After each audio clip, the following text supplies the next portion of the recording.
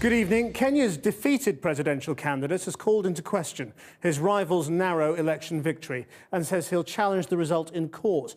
But Raila Odinga has urged his supporters not to resort to violence and said democracy is on trial in Kenya. Victory went to Uhuru Kenyatta, the son of Kenya's founding president, and a man facing charges at The Hague for crimes against humanity. But he too urged there should be no return to the violence that followed the 2007 election. Jane Deith's report, I should warn you, has flashing images from the start.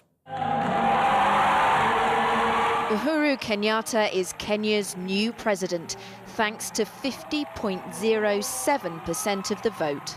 I therefore declare Uhuru Kenyatta the duly elected president of the Republic of Kenya.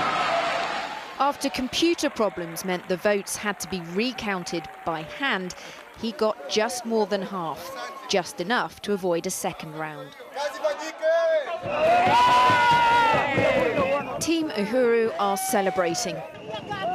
Their man wasn't the favourite, and he isn't Europe or America's favourite either, standing accused of crimes against humanity, of fomenting tribal violence, which led to more than 1,000 deaths after the last election. Tribal loyalties played a big part this time too, but so far the result hasn't triggered widespread violence. Mr. Kenyatta said he wanted peace to hold. We celebrate the triumph of democracy, the triumph of peace, the triumph of nationhood. A victory for our nation, a victory that shows that Kenya has finally come of age.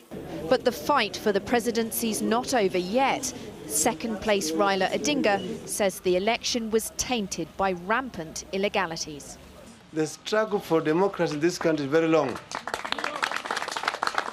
And we are not bound to surrender it. Let the Supreme Court determine whether the result announced by the IBC is a lawful one. There is anger, though, among his supporters. There is no justice in Kenya. That's what we are requiring. But the International Criminal Court is looking for justice for Kenya over the murder, rape and terror at the last election. And it's new President Kenyatta who's accused of orchestrating part of it. He denies crimes against humanity.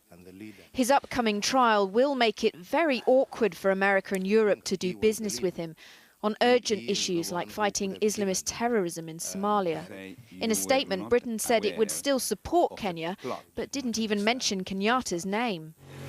For tonight, Uhuru Kenyatta is president, but with a legal challenge over the vote, Kenya still has to work out whether he's really won the election.